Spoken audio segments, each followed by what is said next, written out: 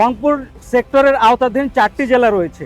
এখানে রংপুর, কুড়িগ্রাম, লালমনিরহাট এবং গাইবান্ধা, এই 4টি জেলায় রংপুর সেক্টরের বিজিবি সদস্যরা মোতায়েন থাকবে।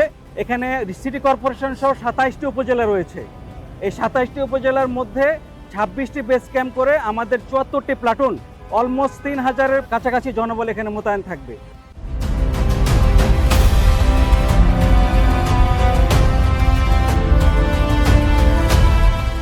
এছাড়াও বিভিন্ন ডিজিটাল সেন্সর যেমন drone, body on camera, CC camera, পুলিশের বিভিন্ন জায়গায় সিসি ক্যামেরা ইত্যাদি বিভিন্ন জিনিস সমন্বয়ের মাধ্যমে আমরা আমাদের কার্যক্রমকে যেন আরো গতিশীল করতে পারি সেভাবে আমরা কাজ করে যাচ্ছি।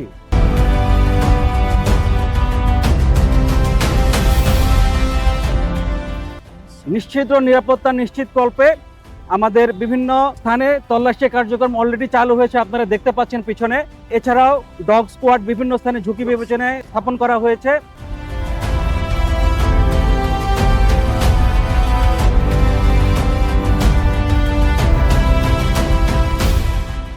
সীমান্তে আমাদের 4427 কিলোমিটার বর্ডার, এই অংশের নিরাপত্তা জোরদার করা হয়েছে।